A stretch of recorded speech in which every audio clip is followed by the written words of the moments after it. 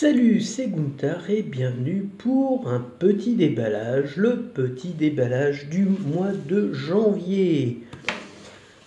Allez, c'est parti mon kiki.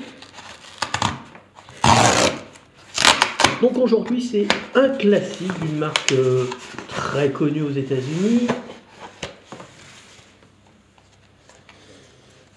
Spyderco.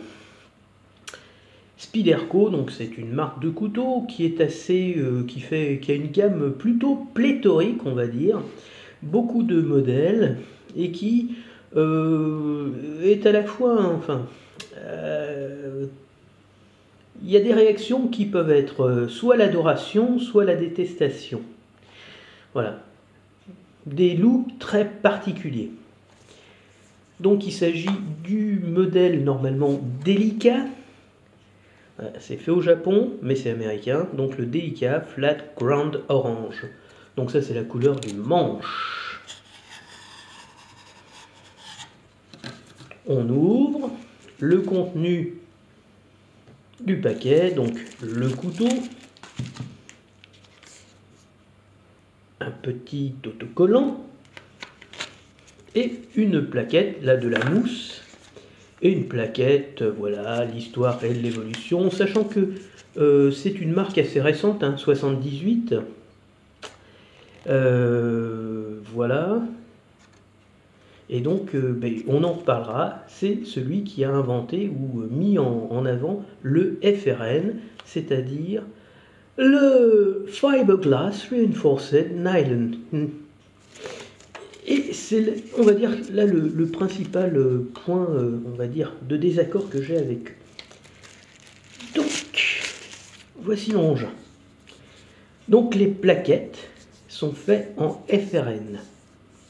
Et le problème du FRN, eh bien, c'est que c'est vraiment cheap. Aujourd'hui, on va dire que, de base, le matériel qu'on utilise, c'est plutôt du G10, enfin voilà, du micarta, des choses un peu plus chiadées, si j'ose dire. Et le FRN, aujourd'hui, passe vraiment pour le produit de base. Cheap, bon marché, presque jouet. Il est fragile, il peut se casser, mais bon, c'est comme ça. Et le problème de ces plaquettes, justement en FRN, c'est que c'est mis sur un couteau qui a un acier qui est totalement correct. Il s'agit du VG10, qui est un acier plutôt haut de gamme, qui offre des performances assez intéressantes, puisqu'à la fois il garde un tranchant relativement longtemps, en ayant une contrepartie, c'est que il est aussi relativement simple à entretenir, c'est-à-dire à aiguiser. Et il est inoxydable, en tout cas supérieur à une moyenne.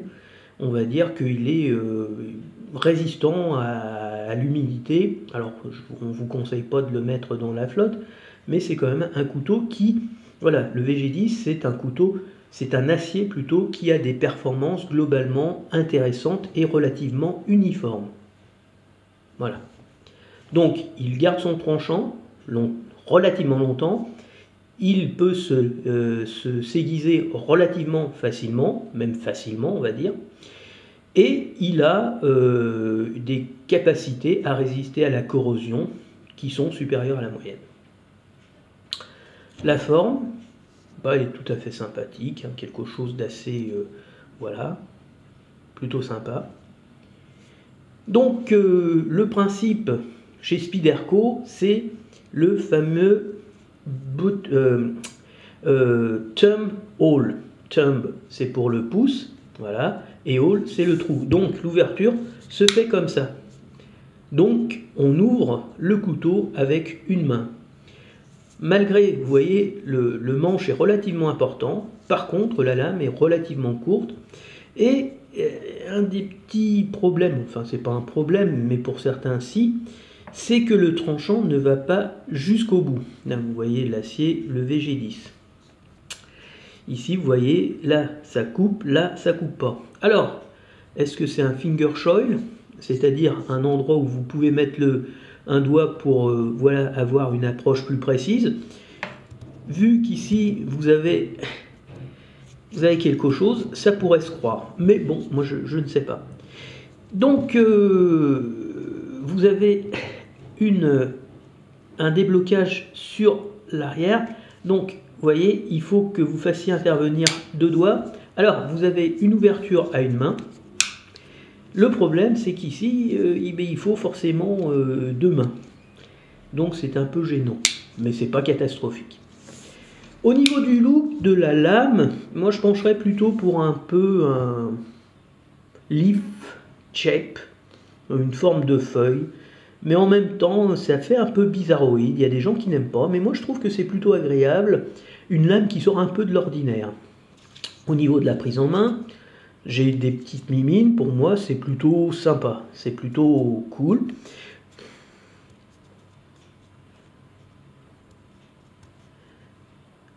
Voilà, ça se tient bien. Et voilà. Sekisiti Japan. Voilà, la lame a été faite à Sekisiti Japan, en japonais. Alors maintenant, parlons un petit peu du prix et de ce que je pourrais lui reprocher. Donc ça c'est un couteau assez ancien qui traîne, enfin que j'ai mis dans mes choix d'achat depuis belle lurette, depuis plusieurs années en fait. Là où je me fournis, la coutellerie Tourangelle, là, et qui ne se vendait pas. Pourquoi ? Le prix de base c'est 100 €. Alors je l'ai payé en fait 94 €. Il y avait une petite ristourne, donc c'est pas les soldes, hein, mais il avait baissé le prix parce que sûrement parce qu'il ne se vendait pas. Et pourquoi il ne se vendait pas ? C'est que bon, vous avez un très bon acier, le VG10, mais le problème c'est la poignée. Il est très léger, hein. Ça vous aurez le détail là dans la petite fiche que je mettrai quand je le mettrai en ligne. Il est très léger. Et le problème, voilà, c'est ce VG10 qui fait vraiment cheapos, qui fait jouer vraiment, on a l'impression d'avoir un Playmobil dans la main. C'est pas très agréable. Mais même s'il y a une bonne prise en main, hein, ça glisse pas, alors que voilà. Mais c'est parce que c'est dû à l'ergonomie du manche là, qui a été travaillé pour que justement ça pousse, et puis là voilà, ça ne glisse pas.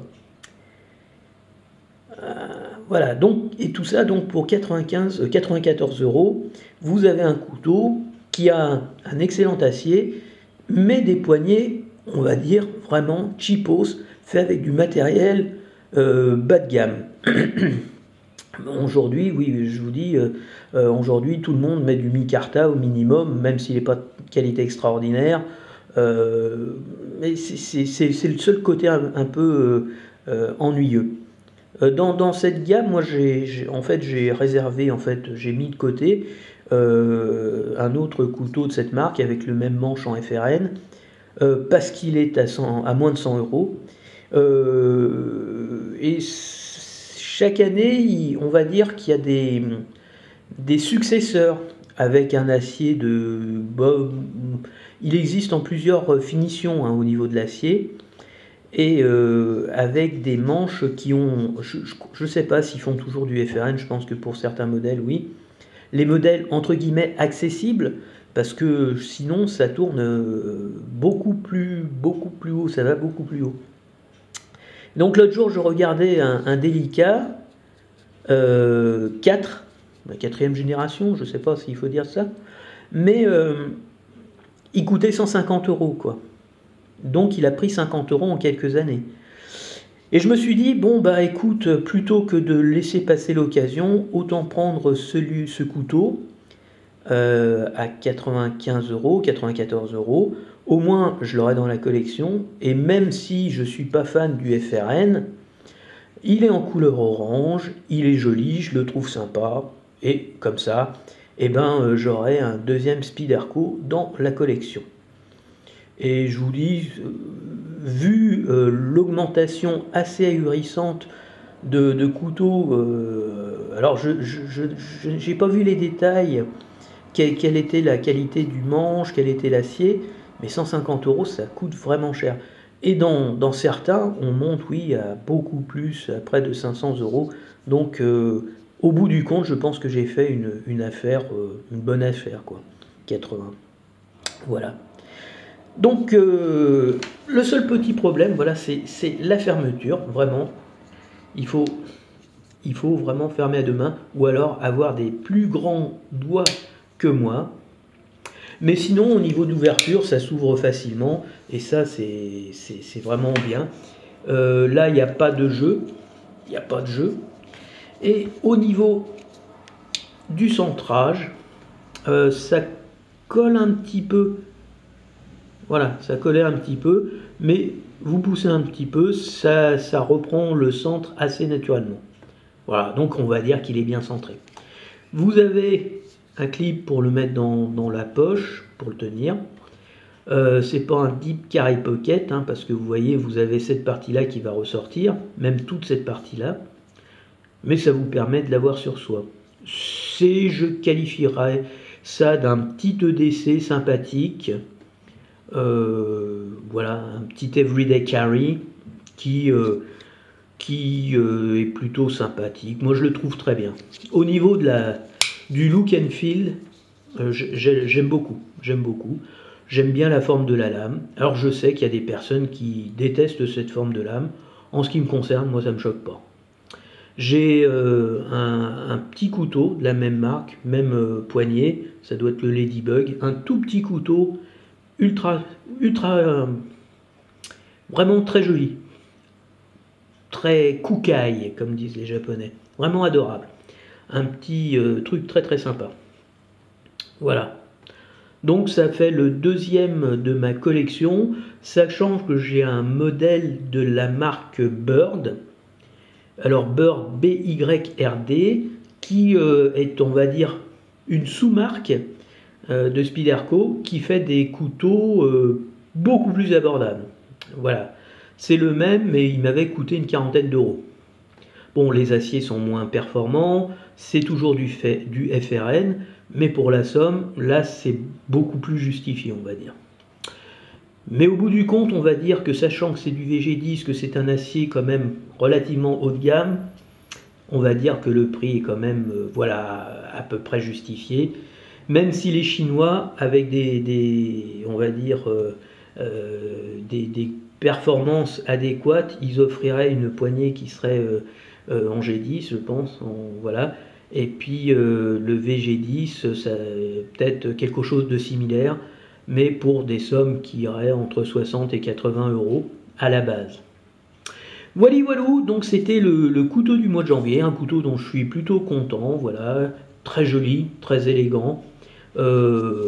Qui tient bien en main, très léger, donc oui, pour un port quotidien, en tout cas pour l'avoir, peut-être pas sur soi, mais dans un sac pour couper quelque chose, c'est plutôt sympathique. Le seul petit point noir, bon, c'est les plaquettes, moi que j'aime pas le FRN, parce que c'est cassant, et puis le fait que le lockback,